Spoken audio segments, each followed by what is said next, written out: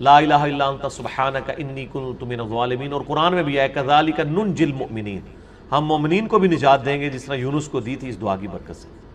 میرا تو کلپ ہے مصیبت اور پریشانی سے بچاؤ کے 3 وظائف، اس میں سے ایک وظیفہ یہ ہے، دوسرا حسبنا اللہ ونعم الوکیل، تیسرا یا حی یا قیوم برحمتک استغیث۔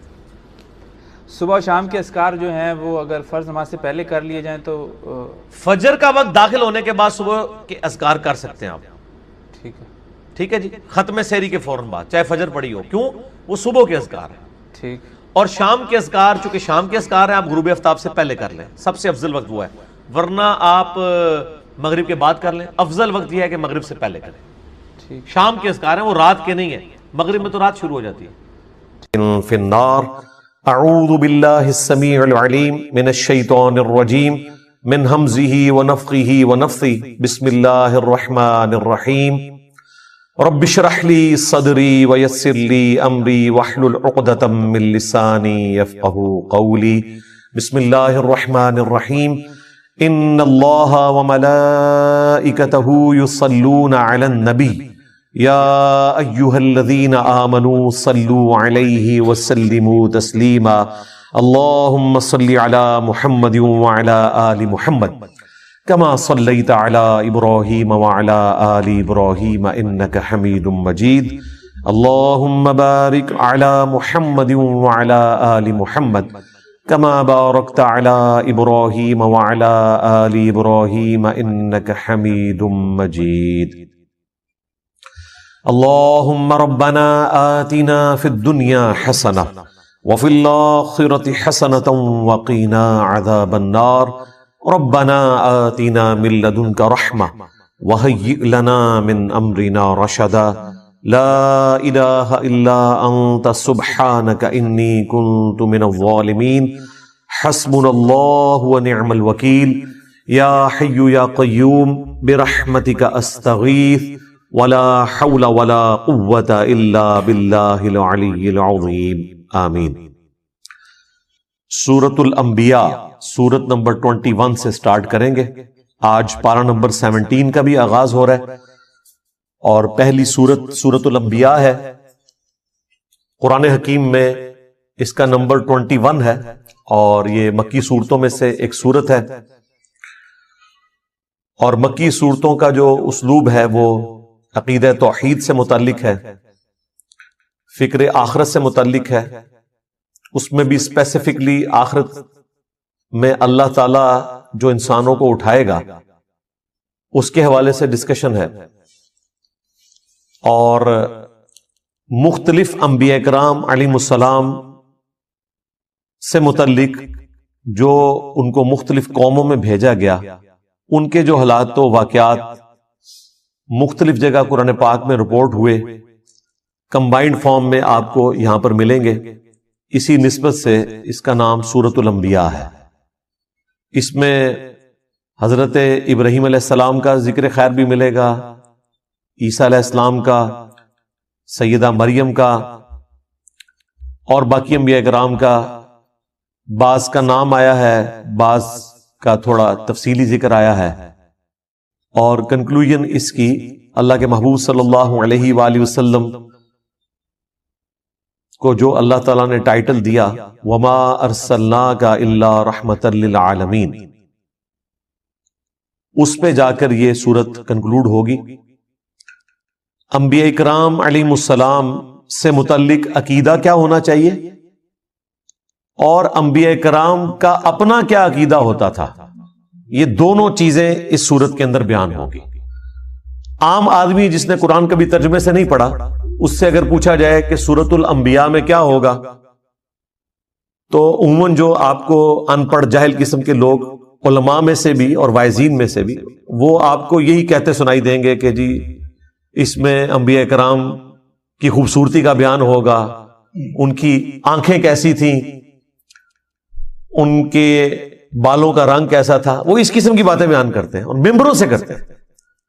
سورۃ الانبیاء سے بہتر اور کوئی سورت نہیں ہے بات بتانے کے لیے کہ انبیاء سے متعلق آپ کا کیا عقیدہ ہونا چاہیے، اور انبیاء کا عقیدہ توحید اپنا کیا تھا۔ یہ دونوں باتیں اس میں بیان ہوئی ہیں، اور ہمارے سب کانٹیننٹ میں جو دین تصوف نے عقائد کی خرابی پروپیگیٹ کر دی ہے، اس کی جڑ کاٹنے کے لیے ایک سورت کافی ہے، چھوٹی سی سورت ہے، اور عقیدہ توحید کو بھی واضح کرے گی، انبیاء کرام علیہ السلام کے اپنے سٹیٹس کو بھی واضح کرے گی کہ انبیاء کے بارے میں آپ نے کیا عقیدہ رکھنا ہے، ان کو منی گاڈ نہیں بنانا، اور انبیاء کرام ہر مشکل، ہر پریشانی میں اپنے رب کی طرف رجوع لاتے تھے، اس کا ذکر بھی آپ کو اس میں ملے گا۔ یہ ڈومیننٹ چیز ہے سورۃ الانبیاء کے حوالے سے۔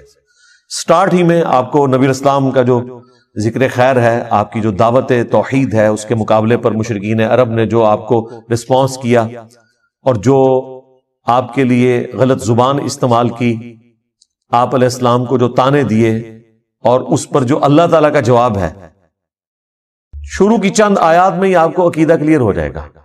اس عقیدے کا کوئی لینا دینا نہیں ہے دین تصوف میں پھیلائے گئے عقیدوں سے، جن میں پیغمبر منی گاڈ ہوتا ہے، کوئی بزرگ بابا جو ہے وہ منی رسول ہوتا ہے، اور ان کے علماء جو ہیں وہ منی صحابی ہوتے ہیں، یعنی اس طرح ان کو ٹائٹل دیے ہوتے ہیں انہوں نے، اور ایسے مرتبے دیے ہوتے ہیں۔ یہ سٹارٹ ہی میں آپ کو بالکل کلیئر ہو جائے گا۔ اعوذ باللہ من الشیطان الرجیم، بسم اللہ الرحمن الرحیم۔ اقترب للناس حسابہم، قریب آ گیا ہے لوگوں کے حساب کا وقت، وہم فی غفلۃ معرضون، لیکن ان کا حال یہ ہے کہ وہ غفلت میں منہ پھیرے ہوئے ہیں۔ ایبسولوٹلی اس آیت کو دیکھا جائے تو پوری انسانیت کے لیے، جیسے انسان نے مرنا ہے، آخرت کی زندگی شروع ہو جانی ہے، اس کا حساب بالکل اس کے قریب ہے، لیکن انسان غفلت کی زندگی گزار رہا ہے۔ اور اگر آپ اسے ریلیٹیولی دیکھیں آنے والے ٹاپک کے ساتھ، تو یہ مشرکین عرب سے متعلق ہے کہ اللہ تعالیٰ نے ان کے لیے فیصلہ فرما لیا ہے کہ ان پر عذاب استیصال آئے گا، غزوہ بدر کی شکل میں، اس کے بعد غزوہ احد کی شکل میں، خندق کی شکل میں۔ کئی لوگوں کو اس سے پہلی توبہ کی توفیق مل جائے گی، کئی کو نہیں ملے گی۔ ان کے حساب کا وقت اب قریب آ چکا ہے، لیکن یہ غفلت میں منہ پھیرے ہوئے ہیں۔ ما یأتیہم من ذکر من ربہم محدث، ان کے رب کی طرف سے کوئی بھی نئی نصیحت نہیں آتی مگر اس حال میں الا استمعوہ وہم یلعبون، کہ وہ اسے سنتے تو ہیں مگر کھیل کود میں مگن ہوتے ہوئے، کیجول لیتے۔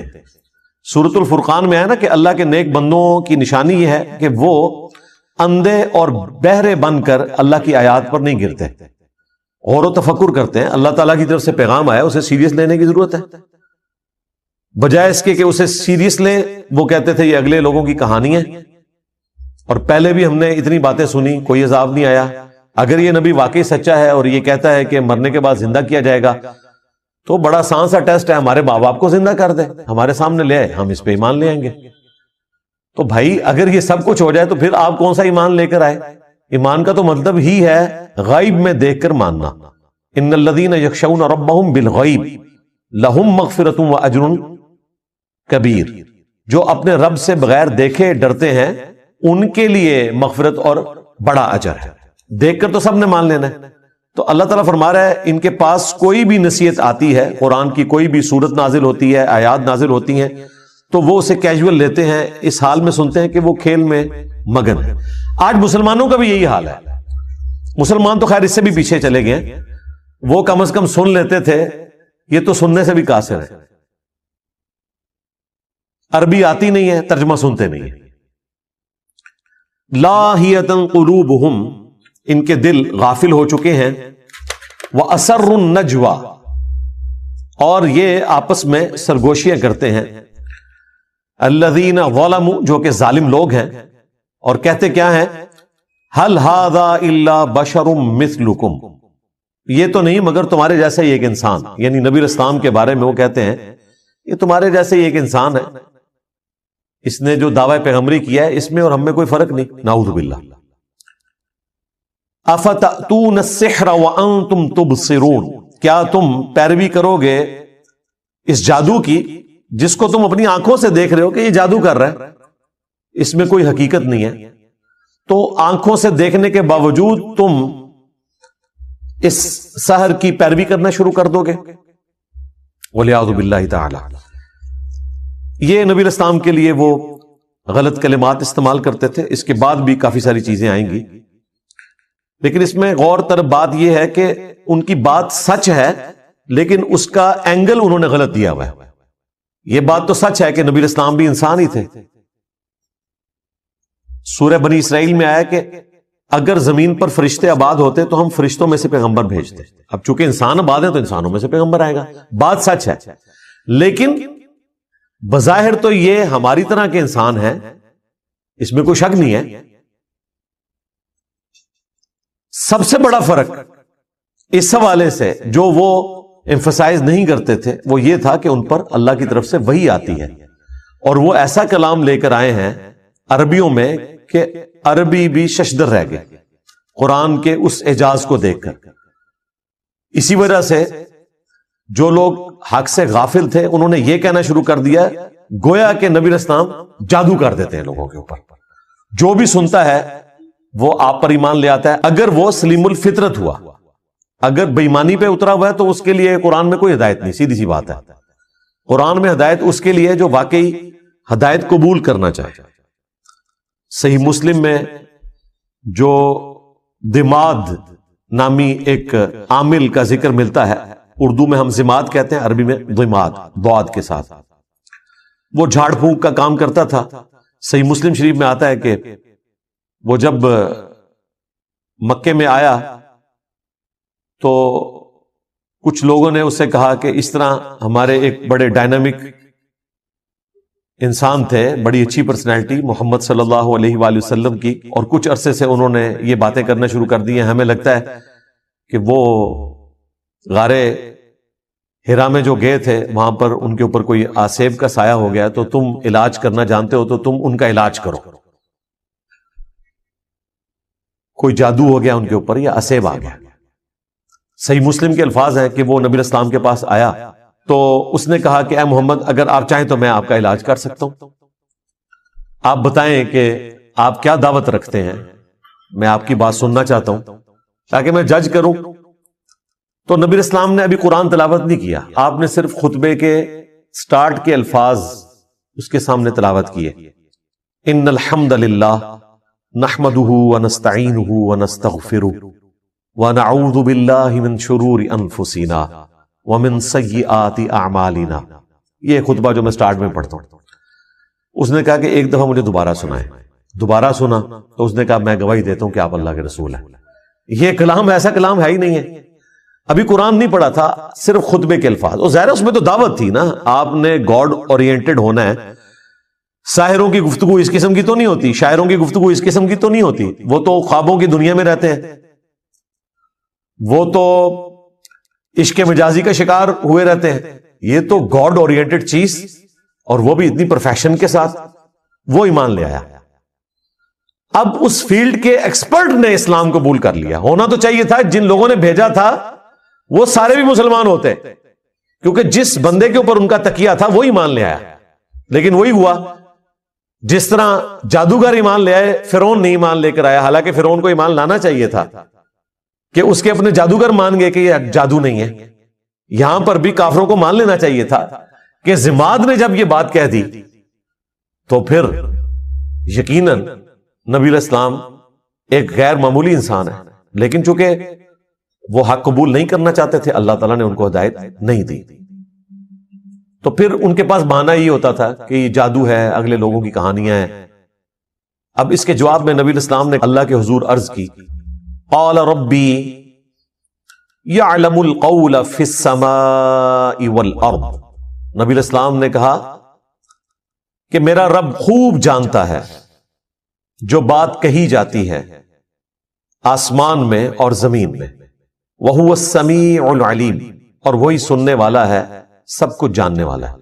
یعنی نبی الاسلام نے اپنے غم کی فریاد اپنے رب کے حضور رکھی، اور مشرکین عرب سے کہا کہ یہ جو کچھ تم باتیں کر رہے ہو نا میرے بارے میں، میرا رب خوب جانتا ہے، اسے تو پتا ہے کہ میں اللہ کا پیغمبر ہوں، ہر چیز سے وہ واقف ہے۔ بل قالوا اضغاث احلام، بلکہ وہ یہ بھی کہنا شروع ہو گئے کہ یہ پریشان خواب ہیں۔ بل افتراہ، بلکہ یہ خود سے انہوں نے گھڑ لیا ہے۔ بل ہوا شاعر، نہیں بلکہ یہ شاعر ہے، خود بھی ایک بات کے اوپر قائم نہیں ہے۔ دیکھیں اگر کسی شخص کو یہ پتا چل گیا کہ یہ سامنے والا بندہ کیا ہے تو وہ بار بار اپنا بیان تو نہیں بدلتا۔ تم نے ساحر کہا، چیپٹر کلوز کرو، نہیں تسلی نہیں ہوئی کیونکہ جھوٹ کہا ہوا تھا نا۔ کسی کو یہ لولی پاپ دے دیا کہ ان کو خواب آتے رہتے ہیں، وہ یہ بیان کرتے ہیں۔ بعض جگہ پہ آیا کہ یہ اساطیر الاولین ہے، اگلے لوگوں کی کہانیاں بیان کرتے ہیں۔ اچھا، بعض لوگوں کو انہوں نے کہا کہ انہوں نے اللہ پر جھوٹ باندھ دیا، اور بعض کو کہا کہ یہ شاعر ہے۔ اب اتنے زیادہ بیانات، جادوگر، دیوانہ، اگلے لوگوں کی کہانیاں، پریشان خواب، جھوٹ گھاڑ لیا ہے، شاعر ہیں، مجنون ہیں، یعنی یہ 7 تو میں نے انگلیوں پہ آپ کو گنوا دی گالیاں جو وہ دیا کرتے تھے اپنے نظام میں۔ اب اس کے اگینسٹ نبی الاسلام کو نبوت ثابت کرنے کے لیے وہ ڈیمانڈ کیا رکھ رہے ہیں؟ فَلْيَأْتِنَا بِآیَةٍ كَمَا أُرْسِلَ الْأَوَّلُونَ، اگر واقعی یہ پیغمبر ہے نا تو یہ اس طرح کے معجزات کیوں نہیں لے کر آتا جو معجزات اگلے لوگوں کو، اگلے پیغمبروں کو دیے گئے تھے۔ یعنی یہ ہمیں خود ہی بتاتا ہے کہ موسیٰ علیہ السلام کے پاس عصا کا معجزہ تھا، وہ اژدہا بن جاتا تھا، عیسیٰ علیہ السلام مردوں کو زندہ کر دیتے تھے۔ تو اس قسم کا کوئی معجزہ یہ ہمیں بھی کر کے دکھائے، ہم مان لیں گے۔ اچھا، یہاں تک اگر بات دیکھی جائے تو لاجیکلی ان کی بات درست ہے کہ جو پیغمبر عوام کے سامنے اگلے انبیاء کے واقعات بیان کر کے اور ان کے معجزات بتا کر دعوی نبوت کر رہا ہے، تو اس کا منطقی نتیجہ یہ ہے کہ اس کے مخاطبین اس سے کہیں کہ اچھا یہ جو آپ بتا رہے ہیں آپ بھی کر کے بتائیں نا، تو ہم آپ پر ایمان لے آئیں گے۔ تو یہ ڈیمانڈ کوئی غلط نہیں تھی ان کی، لیکن اللہ کا فیصلہ کچھ اور تھا۔ اللہ تعالیٰ نے اس کے جواب میں کیا فرمایا؟ اس جگہ پر ہر جگہ جواب ڈیفرنٹ آئے گا۔ یہاں پر کیا جواب آیا؟ ما آمنت قبلہم من قریۃ اہلکناہا، ان سے پہلے جو بستیاں ہلاک کر دی گئیں ان کے رہنے والے بھی ایمان نہیں لے کر آئے تھے۔ افہم یؤمنون، تو کیا اب یہ لوگ ایمان لے آئیں گے؟ یعنی اللہ تعالیٰ نے اپنا ایک رول بتا دیا کہ اگلے انبیاء کے ماننے والوں کی ڈیمانڈ کے اوپر ہم نے منہ مانگے معجزات دکھائے، تو اس کا اینڈ رزلٹ یہی نکلا کہ ایمان وہ نہیں لے کر آئے۔ تو ان کے ساتھ بھی یہی ہونا ہے، اگر ہم نے ان کا منہ مانگا معجزہ دکھا دیا تو یہ ایمان نہیں لائیں گے۔ لیکن اس کے بعد رزلٹ کیا نکلے گا؟ وہ سورہ بنی اسرائیل میں اللہ تعالیٰ نے جب 9 معجزات کا ذکر کیا جو نبی الاسلام سے وہ ڈیمانڈ کرتے تھے، انہوں نے ایک پوری لسٹ ان کو پیش کی تھی کہ آپ آسمان پر چڑھ کر بتائیں، ہمارے سامنے چڑھیں اور ہمارے سامنے آپ کتاب لے کر اتریں، ہم مان لیں گے۔ آپ کا کوئی باغ ہو جس میں آپ نہریں رواں کر دیں، آپ کا سونے کا کوئی گھر ہو، اس قسم کی وہ ڈیمانڈ کرتے تھے۔ اس کے جواب میں اللہ تعالیٰ نے فرمایا کہ تم فرماؤ کہ میں بشر ہوں، رسول ہوں، میرا کام دعوت حق پیش کرنا ہے، یہ معجزات اللہ کے پاس ہے۔ اور پھر کئی جگہ پر قرآن پاک میں اس بات کا جواب اللہ تعالیٰ نے اس طریقے سے دیا کہ اگر ہم ان کو منہ مانگا معجزہ دکھا دیں گے پھر ان کے لیے وقت مقرر کر دیا جائے گا، پھر یہ توبہ نہیں کر سکتے، اگر ایمان نہیں لائیں گے تو ہلاک کر دیے جائیں گے، جس طرح کے اگلے لوگ ہلاک کر دیے گئے۔ سورۃ المائدہ کے اینڈ میں بھی آتا ہے نا، جب عیسیٰ علیہ السلام کے ماننے والوں نے کہا نا کہ آپ آسمان سے ہمارے لیے کھانا نازل ہونے کی دعا کریں، تو عیسیٰ علیہ السلام نے کیا کہا تھا کہ اگر تمہیں یہ منہ مانگا معجزہ دکھایا گیا اور یہ کھانا نازل ہوا اور پھر جس نے انکار کیا پھر اللہ تعالیٰ کی طرف سے عذاب آئے گا۔ یہ اللہ تعالیٰ نے فرمایا کہ میری طرف سے اعلان ہے، ان کو سنا دو۔ تو یہ اللہ تعالیٰ کا قانون ہے کہ جب منہ مانگا معجزہ پورا کیا جائے، اس پر انکار آئے تو پھر اللہ تعالیٰ اس قوم کو ہلاک کر دیتا ہے۔ لہٰذا یہ اللہ تعالیٰ کی رحمت ہے کہ منہ مانگا معجزہ نہ دکھایا جائے۔ رہا یہ وسوسہ آنا کہ ہو سکتا ہے کہ وہ ایمان لے آئے، تو بھائی پورا ٹریک ریکارڈ ہے، لوگ ایمان نہیں لے کر آئے۔ سورۃ الانعام میں، سورہ الحجر میں اللہ تعالیٰ نے فرمایا کہ اگر ہم ان کی آنکھوں کے سامنے آسمان سے قرآن کو نازل کرتے تختیوں کے اوپر، اور یہ نازل ہوتا ہوا دیکھ لیتے، اور اس لکھی ہوئی کتاب کو اپنے ہاتھوں سے چھو بھی لیتے، تب بھی انہوں نے یہ کہنا تھا کہ ہماری آنکھوں پر جادو کر دیا گیا۔ یعنی دل بے ایمان تے اجتا ڈھیر۔ آپ یہ نہ سمجھے کہ اگر ان کی وہ ڈیمانڈ پوری کی جاتی تو انہوں نے مان لینا تھا، بالکل نہیں ماننا تھا۔ کیا جادوگروں کے ایمان لانے کے بعد فرعون نے مان لیا تھا کہ میرے ایکسپرٹس نے ڈکلیئر کر دیا ہے کہ یہ جادو نہیں ہے، یہ پیغمبر ہے؟ نہیں مانا۔ تو یہ اللہ کی رحمت ہے، منہ مانگا معجزہ نہ دکھانا۔ اگر منہ مانگا معجزہ دکھا دیا جائے تو پھر اللہ تعالیٰ کا عذاب آ جاتا ہے، اور پھر وہ عذاب ٹلتا نہیں ہے۔ اگر کوئی اس وقت توبہ بھی کرے، اس کی توبہ قبول نہیں ہے۔ یہی بات اللہ تعالیٰ نے یہاں کی۔ کیا ان سے پہلے لوگ جن کو ہم نے ہلاک کیا، ان قوموں کو، وہ ایمان لے آئے تھے جو یہ ایمان لے آئیں گے؟ اب اس سے یہ بھی پتا چل گیا کہ نبی علیہ السلام کو اللہ تعالیٰ نے کافروں کو دکھانے کی خاطر اس قسم کا کوئی معجزہ نہیں دیا جو کافر ڈیمانڈ کیا کرتے تھے۔ لہذا یہ دعویٰ کرنا کہ عبد القادر جیلانی نے مردہ زندہ کیا، اور اس میں یہ رنگ بھرنا کہ چونکہ حضرت عیسیٰ علیہ السلام نے مردہ زندہ کیا تھا تو اس امت کے اولیاء جو ہیں وہ بنی اسرائیل کے پیغمبروں کی طرح ہیں، یہ کوئی آیت حدیث نہیں ہے، یہ ایک آپ سمجھ لیں قرآن و حدیث سے ڈڈکٹ ہوئی ہے بات، اور وہ صرف علماء کے لیے نہیں ہے، یہ پوری امت ہی نبیوں والا کام کر رہی ہے۔ کنتم خیر امت اخرجت للناس تأمرون بالمعروف وتنہون عن المنکر۔ یہ پوری امت ختم نبوت کی برکت سے نبیوں والا کام کر رہی ہے۔ اس اعتبار سے پوری امت بنی اسرائیل کے پیغمبروں کی طرح ہے، کام کرنے کے اعتبار سے۔ مرتبے کی نہیں بات ہو رہی، یہ ذہن میں رکھیے گا، انبیاء کے مرتبے کو کوئی نہیں پہنچ سکتا، کام کرنے کے اعتبار سے۔ اب جن کی پرائمری رسپانسبلٹی تھی دعوت حق پیش کرنا، یعنی کہ اللہ کے محبوب صلی اللہ علیہ وآلہ وسلم، ان کے مخالفین جو تانا دیا کرتے تھے، اس تانے کو ختم کرنے کے لیے بھی اللہ تعالیٰ نے نبی علیہ السلام کو عصا کا معجزہ یا مردہ زندہ کرنے کا معجزہ نہیں دیا۔ تو عبد القادر جیلانی تو شاہی کوئی نہیں، یہ ساری سٹوریاں، کہانیاں بنائی ہوئی ہیں۔ پھر عبد القادر جیلانی کو بھی جسٹیفائی کرنے کے لیے نبی علیہ السلام سے متعلق بھی ایک جھوٹا واقعہ مشہور کر دیا کہ ایک صحابی کے بچے نے جو ہے وہ دوسرے بچے کو ذبح کیا، اور پھر نبی علیہ السلام کی دعوت کو جابر بن عبداللہ کی طرف منسوب ایک توبہ توبہ توبہ۔ قرآن تو بالکل اور بات کر رہا ہے۔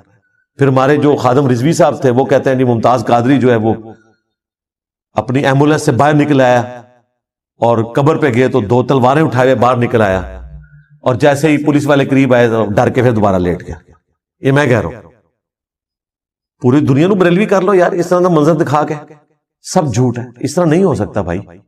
اگر نبی علیہ السلام کو وہ معجزات نہیں دیے گئے نا تو باقیوں کو تو دینے کی ضرورت ہی نہیں ہے نا۔ باقیوں کو منوانا تو نہیں ہوتا، اللہ نے منوانا صرف پیغمبر کو ہوتا ہے۔ پیغمبر کے بعد کرامت کا کانسیپٹ یہ ہے کہ اللہ تعالیٰ کسی پہ کرم کرتا ہے، کوئی کر کے نہیں کچھ دکھا سکتا، یہ ذہن میں رکھیے گا کہ میں یہ کرنے لگا ہوں یا میں یہ کر سکتا ہوں۔ یہ صرف نبی کہہ سکتا ہے، وہ بھی اتنا جتنا اللہ اس کو بتائے، کیونکہ نبی کو منوانا ہوتا ہے، غیر نبی کو تو نہیں منوانا ہوتا۔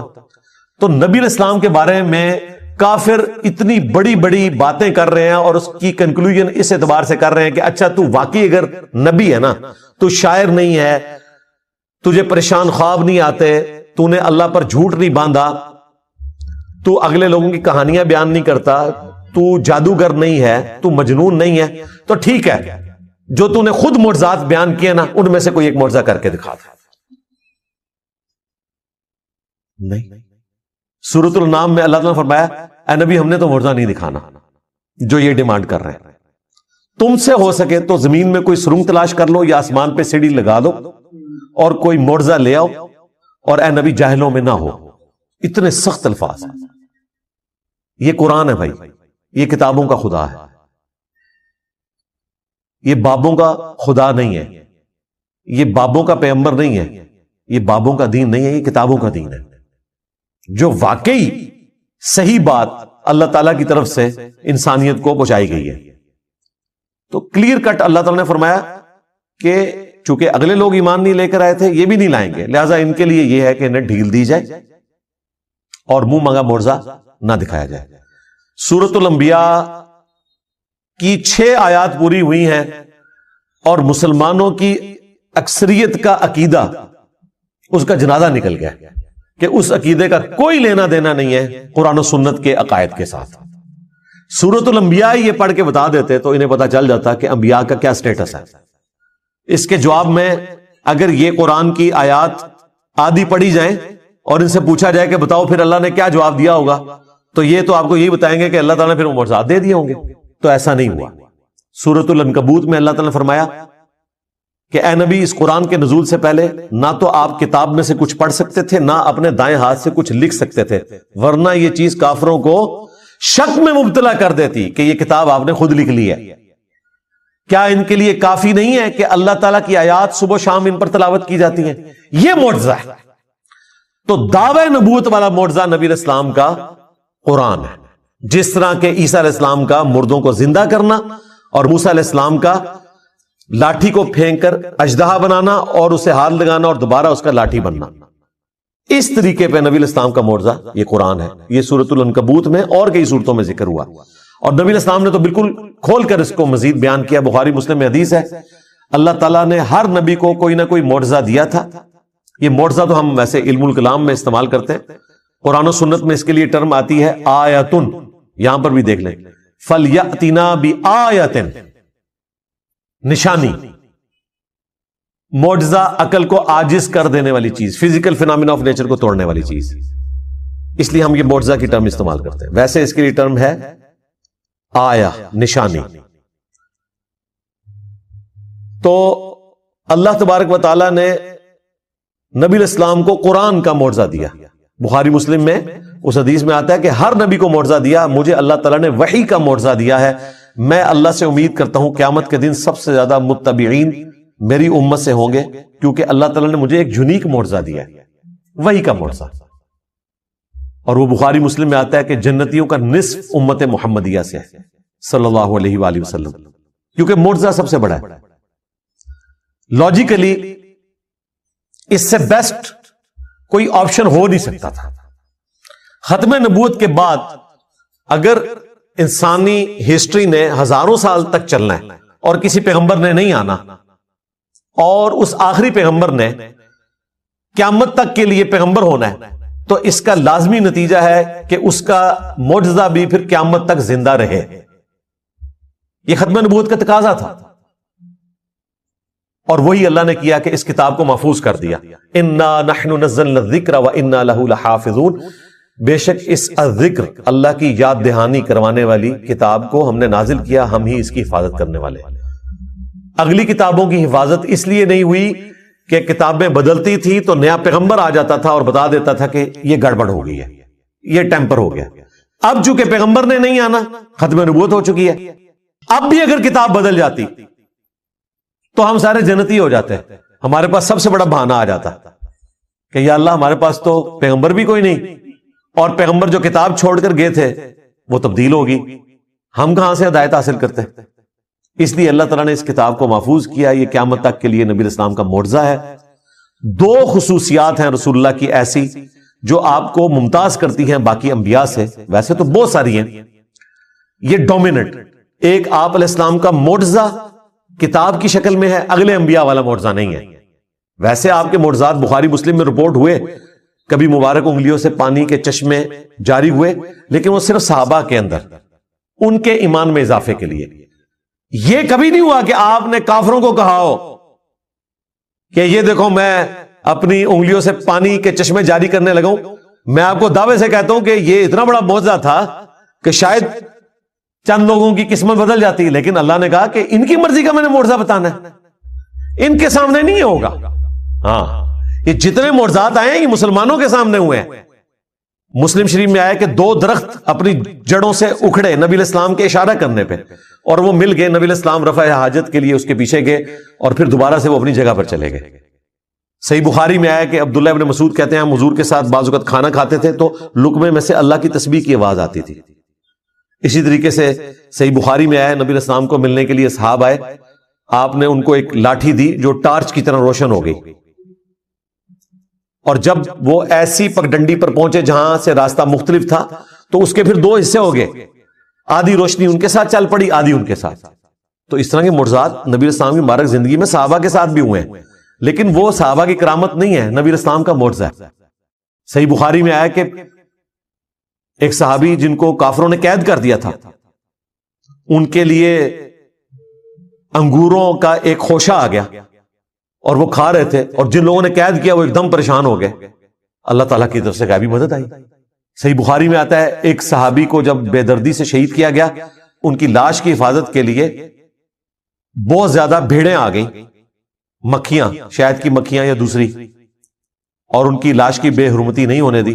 دوسری طرف حضرت حمزہ کی لاش کی بے حرمتی ہوگی. تو اللہ تعالیٰ جب چاہتا ہے اس طرح کی چیزیں دکھاتا ہے. نبی علیہ السلام کی مبارک زندگی میں جو صحابہ کرام کے ساتھ اس قسم کے واقعات ہیں نا, وہ نبی علیہ السلام کے معجزات ہیں. آپ کے دنیا سے جانے کے بعد صرف معجزہ یا کرامت یہ ہے کہ کوئی شخص دعا کرے اور اللہ تعالیٰ اس کی دعا قبول کر لے, اور وہ بھی فزیکل فینومینا کے اندر اندر. یہ ذہن میں رکھیے گا. جس طرح دلائل النبوہ امام بیہقی کی کتاب میں آتا ہے کہ انس ابن مالک کے کسان نے کہا کہ اس دفعہ بارشیں نہیں ہوئی ہیں, لگتا ہے کہ ہم قحط کا شکار ہوں گے. تو انہوں نے اپنی زمین میں کھڑے ہو کر دعا کی, اور تھوڑی دیر بعد جب واپس آئے تو کسان سے کہا کہ چیک کرو بارش ہوئی ہے کہ نہیں. تو وہ گیا تو بارش شروع ہوگی صرف ان کی زمین کے اوپر. تو یہ فزیکل فینومینا آف نیچر ہے نا, بارش ہونا فزیکل فینومینا ہے. صرف دعا قبول ہوئی کہ اللہ تعالیٰ نے بادل بھیج دیے. تو کر کے دکھانا اس طرح کی کوئی کرامت نہیں. یہ تخت بلقیس کا واقعہ بھی ہم بھی اسے سمجھانے کے لیے کبھی کبھار کرامت کہہ دیتے ہیں, ایکچولی وہ کرامت کوئی نہیں ہے, وہ تو دعویٰ ہے. وہ اسی طریقے سے ہے جس طرح میں دعویٰ کروں کہ میں آپ کو بلٹ ٹرین میں 1 گھنٹے کے اندر اندر یہاں سے کراچی بھجوا سکتا ہوں اگر بلٹ ٹرین ہو, اور میں اسے پورا کر دوں. تو ظاہر ہے یہ ایک فزیکل علم ہے. ہاں, بغیر کسی ریسورس کے, بغیر کسی علم کے کوئی شخص خامخواہ دعویٰ کرتا رہے تو وہ پاسبل نہیں ہے. کرامت اور معجزہ دعویٰ کر کے نہیں ہوتا. معجزہ تو کسی حد میں ہو سکتا ہے کہ جہاں اللہ تعالیٰ اجازت دے نبی کو, اور وہ بھی جتنی اجازت دے. موسیٰ علیہ السلام کو صرف یہ پتا تھا کہ اس لاٹھی نے اژدہا بننا ہے, یہ نہیں پتا تھا کہ لاٹھی میں پانی میں ماروں تو راستہ بن جائے گا. وہ عین اس وقت وہی آئی تو پتا چلا کہ اچھا یہ کام بھی یہ لاٹھی کر سکتی ہے. اور پہلی دفعہ جب یہ ہوا تھا موسیٰ علیہ السلام تو ڈر کے خود بھاگ گئے تھے, قرآن میں آتا ہے. خود تو انہوں نے کیا نہیں تھا, ورنہ بھاگتے تو نا. تو معجزہ بھی صرف اس حد تک ہے کہ اللہ تبارک و تعالیٰ کسی نبی کو دے اور اسے اجازت دے, تب, ادروائز خود سے کوئی نہیں کر کے دکھا سکتا. تو نبی علیہ السلام کے جتنے فزیکل فینومینا آف نیچر کو توڑنے والے معجزات ہیں یہ سب کے سب مسلمانوں سے متعلق ہے. ایک نشانی ایسی ہے جو بالکل سٹارٹ میں آئی, وہ چاند کا 2 ٹکڑے ہونا تھا. That's all. باقی جتنے فزیکل فینومینا آف نیچر کو توڑنے والے معجزات ہیں وہ صحابہ کرام کے درمیان ہیں. آپ کی دعا کی برکت سے 10 بندوں کا کھانا 300 بندوں نے کھا لیا اور اتنا ہی رہا, بخاری مسلم میں آتا ہے. یہ بس صحابہ کرام میں رہا, کافروں کے لیے نہیں. تو نبی علیہ السلام کی 2 خصوصیات کیا ہیں؟ آپ کا معجزہ اگلے انبیاء والا نہیں, دعوی نبوت والا قرآن ہے, چونکہ آپ کی نبوت قیامت تک کے لیے. اور دوسری خصوصیت, اگلے انبیاء کا انکار کرنے پر اللہ کی طرف سے آسمان سے عذاب آتا تھا, چنگھاڑ کی شکل میں, پتھروں کی بارش کی شکل میں, سمندر میں غرق ہونے کی شکل میں, وبائی امراض کی شکل میں. لیکن نبی علیہ السلام کے کیس میں اس طرح کا کوئی عذاب نہیں آیا. اگر آیا تو قتال کی شکل میں آیا. جو قرآن میں سورہ توبہ میں آیا کہ ہم مسلمانوں کے ہاتھوں سے ان کو عذاب دیں گے. تھوڑی بہت آزمائشیں آئیں قحط سالی کی شکل میں، بخاری میں آتا ہے، اور نبی علیہ السلام سے وہ دعا بھی کرواتے تھے، لیکن جو بڑے لیول کا عذاب ہے وہ قتال کی شکل میں اللہ تعالیٰ نے صحابہ کرام کی تلوار کو مسلط کیا. یعنی قرآن اور قتال یہ نبی علیہ السلام کی دو خصوصیات ہیں ایکویلنٹ ٹو اگلے انبیاء کے. وہاں پر اللہ کی طرف سے عذاب استحصال آتا تھا اور فزیکل فنامنا آف نیچر کو توڑنے والے معجزات دیے جاتے تھے. نبی علیہ السلام کو عذاب استحصال قتال کی شکل میں دیا گیا مخالفین کے اوپر، اور قرآن کی شکل میں قیامت تک کے لیے معجزہ دیا گیا. آج عیسیٰ علیہ السلام کا معجزہ کوئی دکھا نہیں سکتا، نہ اس کی کوئی ویڈیو موجود ہے. موسیٰ علیہ السلام کے معجزے کی ویڈیو موجود نہیں ہے. ہم ان معجزات کو برحق سمجھتے ہیں قرآن کے کہنے کے اوپر. دکھا ہم بھی کوئی نہیں سکتے، لیکن قرآن وہ معجزہ ہے جو ہم دکھا سکتے ہیں، جو اس زمانے میں شاعروں کے لیے چیلنج بن گیا.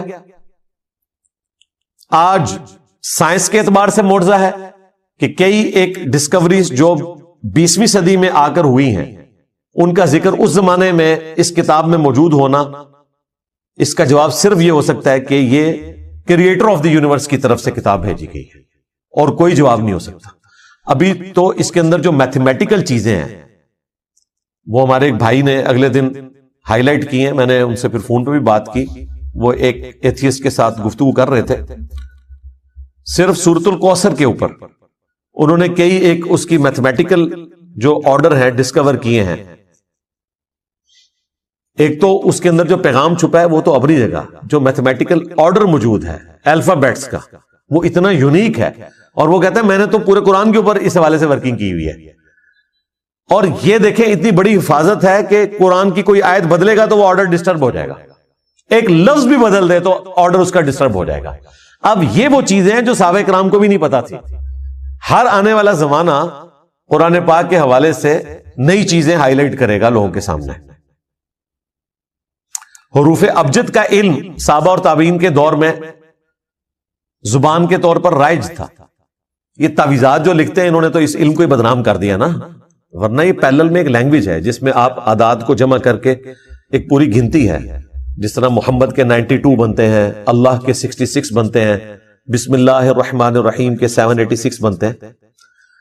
ان ڈیجٹس کو یوز کر کے بھی قرآن پاک کے حوالے سے کئی ساری چیزیں ملتی ہیں جو آج لوگوں نے اس کے اوپر ایکسپیریمنٹس پرفارم کیے ہیں.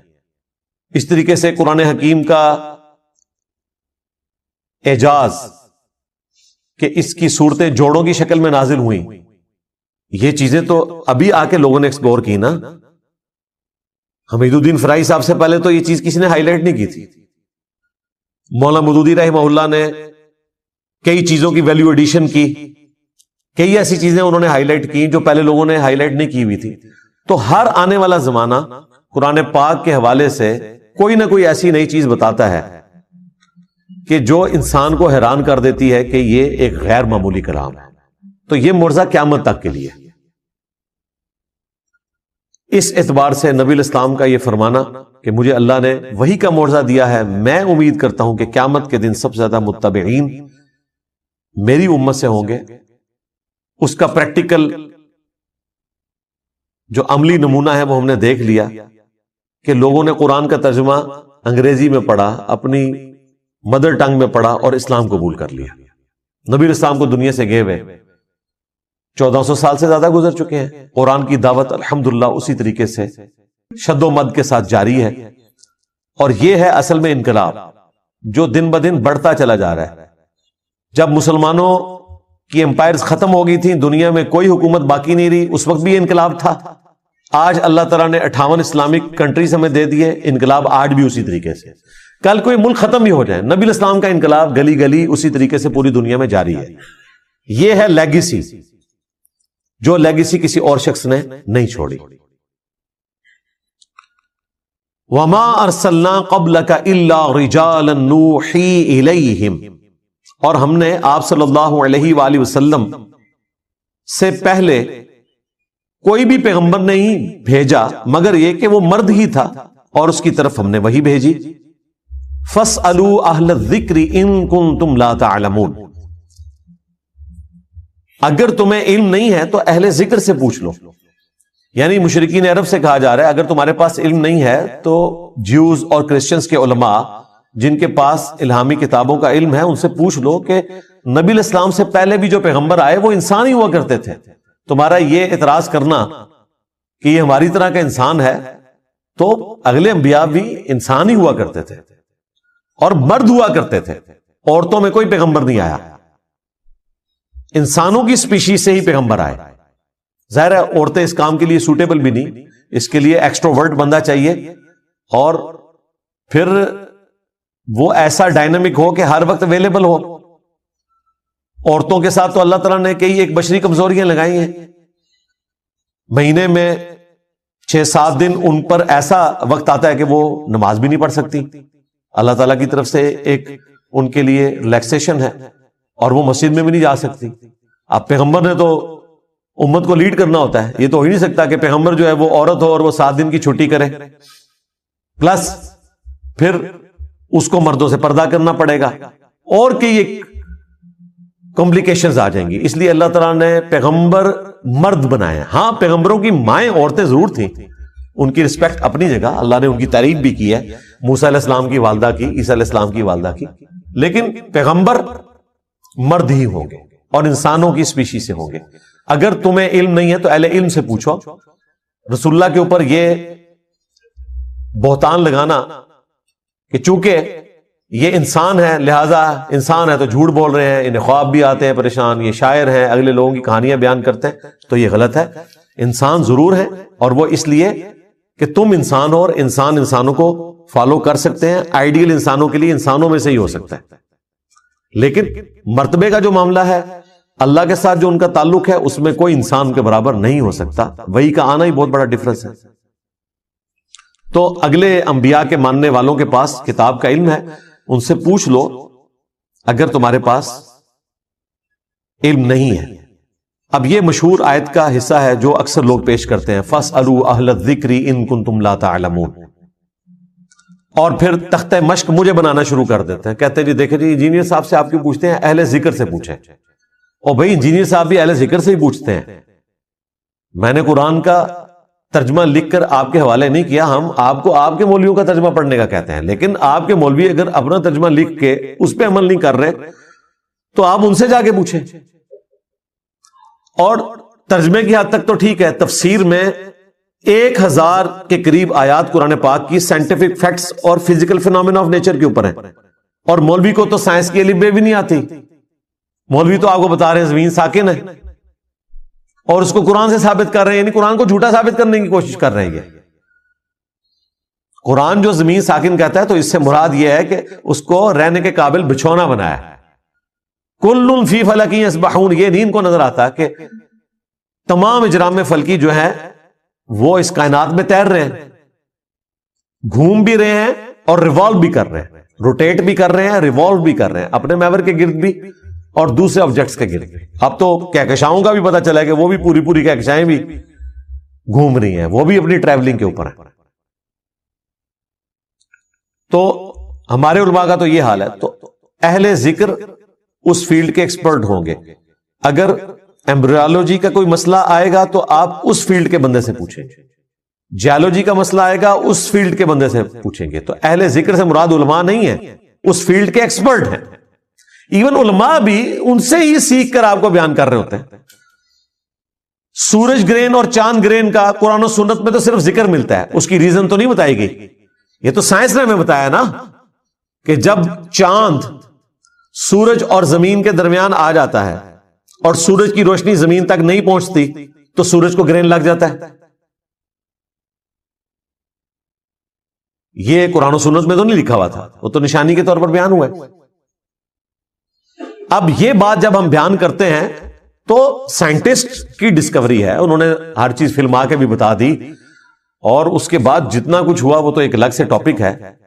کس طریقے سے آئنسٹائن نے اپنی آفس کی چیئر پہ بیٹھ کے جو میتھمیٹیکل ایکویشنز ڈرائیو کی، آج 100 سال کے بعد فزیکلی ہمیں وہ چیزیں پتہ چل رہی ہیں جو اس بندے نے اس وقت کائنات میں اللہ تعالیٰ کی ہینڈ رائٹنگ یعنی میتھمیٹکس کے ذریعے کیا کچھ دریافت کر لیا تھا. دیکھا نہیں تھا، پریڈکٹ کر دیا تھا کہ ایسا ہوگا. تو یہ اللہ تعالیٰ نے اپنا علم اپنے بندوں کو سکھایا ہے. تو اہل ذکر فزکس کی فیلڈ کے اندر آئنسٹائن، نیوٹن، یہ لوگ ہیں، اسٹیفن ہاکنگ، یہ لوگ ہیں. وہاں کوئی مفتی اعظم سعودیہ یا مفتی اعظم پاکستان تو نہیں ہوگا. تو اہل ذکر ہر جگہ موجود ہے. اس میں پھر وہ اپنے اماموں کو بھی داخل کرنا شروع کر دیتے ہیں کہ جی اماموں سے پوچھیں گے. جہاں جی پوچھ لیں، اماموں کو واٹس ایپ کریں اور ان سے پوچھیں کہ ویڈیو کیمرہ حلال ہے یا حرام. تو امام تو پہلے آپ سے پوچھیں گے کہ ویڈیو کیمرہ ہوتا کیا ہے. انہیں تو یہ پہلے بتانا پڑے گا. جن کو ہم بتا رہے ہیں کہ یہ ہوتا ہے، انہوں نے ہمیں مسئلہ کہاں سے بتانا ہے؟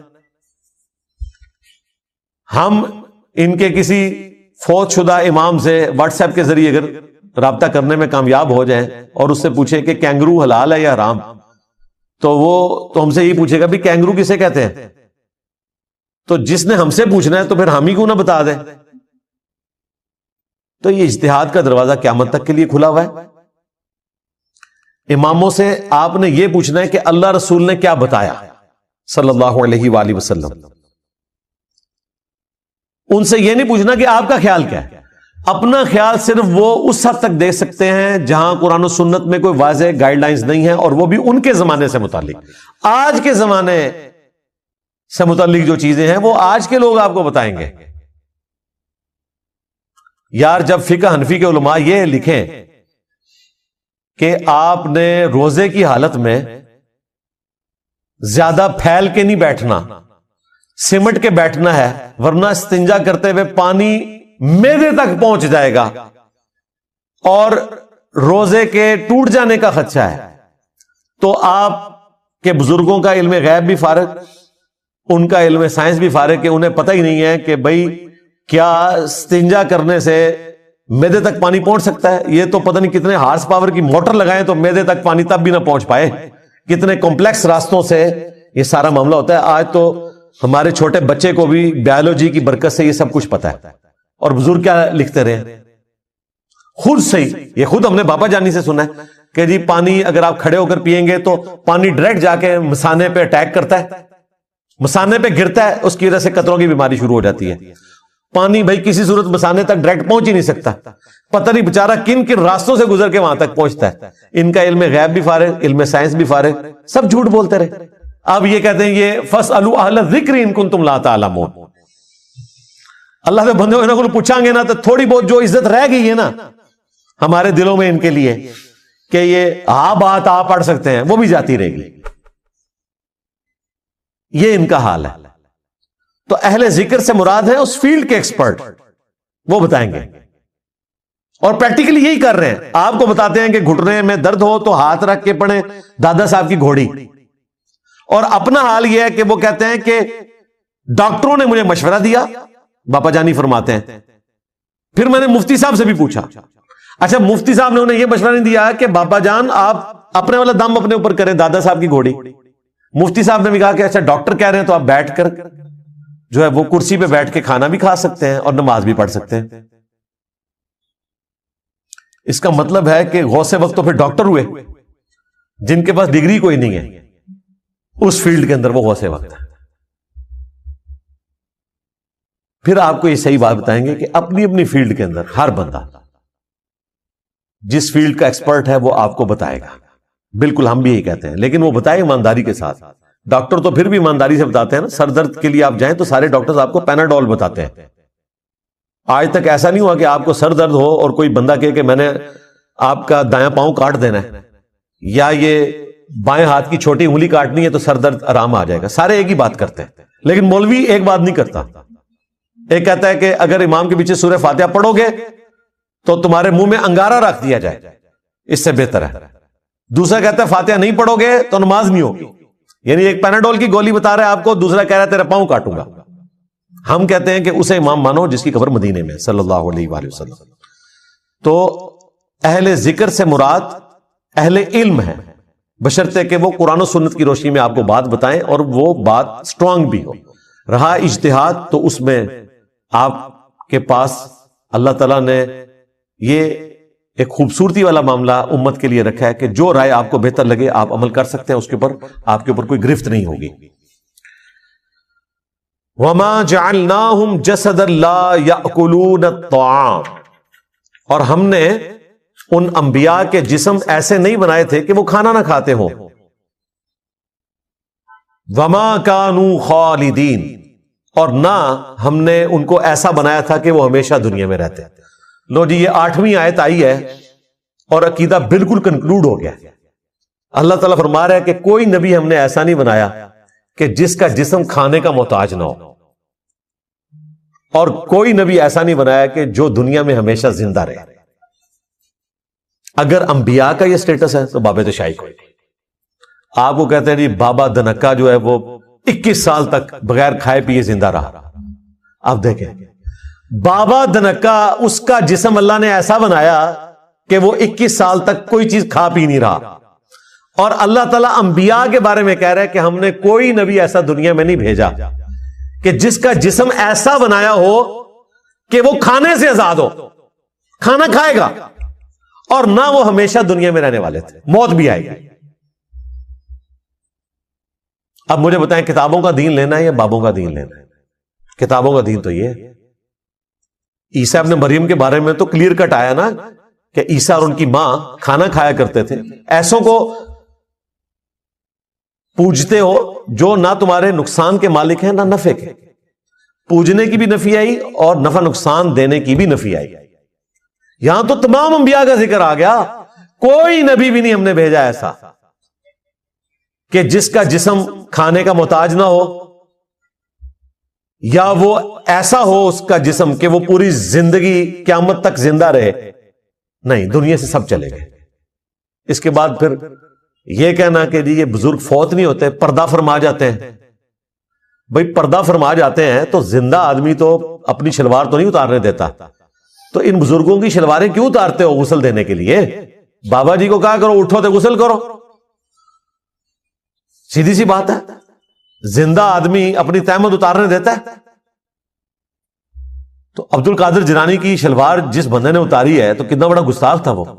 اس کا کام تھا کہ وہ کہتا کہ حضرت آپ تو پیر روشن ضمیر ہیں، آپ نے قیامت تک کے لیے زندہ رہنا ہے، آپ نے تو پردہ فرمایا، تو چپ کر کے اپنی عزت بچاؤ تو آپ جا کے غسل کرو. شلوار بھی ان کی اتاری، قمیض بھی اتاری، غسل دیا. ٹھیک ہے جی، اور وہ بالکل سنت کے مطابق غسل دیا. وہ تو نبی اسلام کا خاصہ ہے نا. مولا علی نے کہا کہ میں نے جب نبی اسلام کے پیٹ مبارک پہ ہاتھ پھیرا تو اللہ کے نبی جو ہیں وہ دنیا میں بھی پاک تھے اور وفات کے بعد بھی پاک ہی تھے. آپ کے جسم سے کوئی فضلہ وغیرہ نہیں نکلا، ہر بندے کا نکلتا ہے. اور نبی الاسلام کے کپڑے بھی نہیں اتارے گئے غسل دینے کے لیے. صحابہ کرام کو اونگ آئی، ابو داؤد ترمذی میں آتا ہے، اور اللہ تعالیٰ نے خواب میں انہیں دکھایا کہ نبی الاسلام کو ان کے کپڑوں سمیت غسل دو. یہ آپ کا پروٹوکول تھا. تو اس میں نے کہا تھا ہمارا امام وہ ہے کہ جسے کپڑوں سمیت غسل دیا گیا، اور تم ان اماموں کے ماننے والے ہو کہ جن کی شلواریں اتاری گئی. لوگ کہتے ہیں جی سب بڑی گستاخی کر دی. گستاخی کے سچ بولنا گستاخی ہے؟ یہ میں نے ان کا کوئی مذاق نہیں اڑایا. آپ کو ان کی اوقات بتائیے کیا ہے جن کے بارے میں آپ کہتے ہیں کہ یہ پردہ فرماتے ہیں، ان کو موت نہیں آتی ہے، یہ روحانی طور پر پردہ کر جاتے ہیں، یہ زندہ ہیں ایکچولی. تو زندہ بندہ تو بھائی یہ کام نہیں کرتا. اور نہ ایسا ہوتا ہے کہ اس کے مرنے کے بعد اس کی بیوی کسی اور کے ساتھ شادی کر لے. ان سارے زندوں کی بیویوں نے دوسری شادیاں کی ہوئی ہیں. صحابہ کرام کے کئی شہداء ہیں، ان کی بیویوں نے دوسری تیسری شادیاں کی ہیں. صحیح بخاری میں آتا ہے جعفر بن ابی طالب جو حضرت علی کے بھائی تھے نجاشی کے دربار میں، جنہوں نے سورہ مریم پڑھی تھی، وہ غزوہ موتا میں شہید ہوئے. جعفر طیار رضی اللہ تعالیٰ عنہ کی بیوی تھی اسما بنت امیس رضی اللہ تعالی عنہما وعلیہم السلام. ان سے شادی کی حضرت ابو بکر نے، ان سے محمد بن ابی بکر پیدا ہوئے. جب حضرت ابو بکر فوت ہوئے حضرت علی نے شادی کر لی اور محمد بن ابی بکر کی پرورش بھی کی، اور اپنے جو بھتیجے تھے حضرت جعفر کے بیٹے عبداللہ بن جعفر، ان کی بھی تربیت کی. حالانکہ حضرت جعفر طیار شہید ہوئے تھے. شہید کی بیوہ کو تو پھر زندہ ہونے کی وجہ سے نکاح نہیں کرنا چاہیے. وہ زندگی اور ہے، یہ زندگی اور ہے. تو ان چیزوں سے باہر نکلیں. قرآن بالکل کوئی اور دین پیش کر رہا ہے، اور انہوں نے آپ کو بالکل کوئی اور دین بتایا جس دین کا کوئی لینا دینا نہیں ہے قرآن و سنت میں بیان کیے ہوئے دین کے ساتھ. قرآن و سنت تو بالکل واضح ہے. تو ہمارا امام وہ ہے جس کی قبر مدینے میں ہے صلی اللہ علیہ وآلہ وسلم. ان کا سٹیٹس بھی، باقی انبیاء کا سٹیٹس بھی اللہ تعالیٰ نے بیان کر دیا کہ وہ کھانا کھانے کے بھی محتاج تھے اور وہ ہمیشہ اس دنیا میں رہے بھی نہیں. دنیا سے چلے گئے، جتنا عرصہ رہے کھا پی کر گزارا کیا. کوئی اس قسم کا معجزہ نہیں دکھایا کہ بغیر کھائے پیے زندہ رہے ہوں. بابوں کے بارے میں کہنا جی 12 سال جنگلوں کے پتے کھاتے رہے. یار یہ کس آیت عزیز میں لکھا ہوا ہے کہ آپ پتے کھائیں جنگلوں کے؟ ٹھیک ہے اگر آپ کو جنگل میں قید کر دیا جائے وہ ایک علیحدہ بات ہے. جس طرح شعب ابی طالب میں صحابہ کرام کو قید کیا گیا تو بعض اوقات مجبوراً انہیں درختوں کے پتے کھا کر اپنی جان بچانی پڑی. بھئی تمہیں تو مسئلہ ہی کوئی نہیں اللہ کے بندو، وظیفے لگے ہوئے ہیں، بنو عباس کی حکومت ہے، اس کے باوجود عبد القادر جیلانی جو ہے 12 سال جا کے پتے کھا رہے ہیں. ہو سکتا ہے انہوں نے نہ کھائے ہوں، یہ باندھ کے مروا رہے ہیں ان کو. ہم کہیں گے اگر انہوں نے یہ کام کیا تو بھائی وہ تو پھر جانوروں والی زندگی گزاری ہے. انسان کی تو یہ زندگی نہیں ہوتی کہ اس کو کھانا اویلیبل ہو جا کے پتے کھانا شروع کرتے ہیں. کسی حدیث میں نہیں آیا کہ نبی علیہ السلام کو کھانے کے لیے کوئی چیز اویلیبل تھی تو آپ نے نہ وہ خود کھائی نہ صحابہ کو کھانے دی اور جنگلوں میں جا کے پتے کھانے شروع کر دیے. یہ کون سا دین ہے؟ اور باب دھنکے کے بارے میں بھی جو انہوں نے مشہور کیا ہے، میں نے اس وقت بھی بات کی تو میری ویڈیو کے نیچے ایک بندے نے آگے کومنٹس کیے، ہم نے اس کے کومنٹس پھر پن کر دیے تھے انڈرسٹینڈ اسلام چینل کے اوپر. اس بندے نے کہا کہ میں تو اس کے علاقے کا رہنے والوں، یہ رات کے اوقات میں چائے پیتا تھا، سارے چیزیں کرتا تھا، لوگوں کے سامنے کچھ کھاتا پیتا نہیں تھا. وہ کہتا میں نے اسے خود کھاتے پیتے ہوئے دیکھا ہے لیکن آج کوئی ماننے کے لیے تیار نہیں. یہاں جیلوں سے لوگ جایا کرتے تھے باب دھنکے کے مزار پہ. بے نظیر نے سڑک بنوا دی تھی، اتنی پڑھی لکھی خاتون، اور توہم پرستی ان لوگوں کی دیکھ لیں. نواز شریف صاحب بھی جاتے تھے. آپ لوگ صرف عمران خان صاحب کی بات نہ کریں کہ وہ کسی پیرنی کے پیچھے ہیں، یہ سارے ہی پیروں اور پیرنیوں کے پیچھے ہی لگے رہتے ہیں. اللہ تعالیٰ ان کو ہدایت دے جی، ان کی جو ڈگری ہیں وہ کسی کام آئے، اپنے آپ کو یہ سیدھے راستے کے اوپر چلائیں اور اپنے ماننے والوں کو بھی سیدھے راستے پہ چلنے کی ترغیب دیں. اللہ تعالیٰ سے دعا ہے جو حق بات میں نے کہی اللہ تعالیٰ ہمارے دلوں میں راسخ فرمائے. اگر جذبات میں میرے منہ سے کوئی غلط بات نکل گئی تو اللہ تعالیٰ ہمارے دلوں سے اسے دھو ڈالے، ہمیں معاف بھی فرما دے، کتاب و سنت کی تعلیمات پر عمل کر کے دوسرے بھائیوں تک پہنچانے کی توفیق عطا فرمائے. سبحانک اللہم و بحمدک، اشہد ان لا الہ الا انت، استغفرک و اتوب الیک، وما علینا الا البلاغ المبین. جزاکم اللہ خیرا.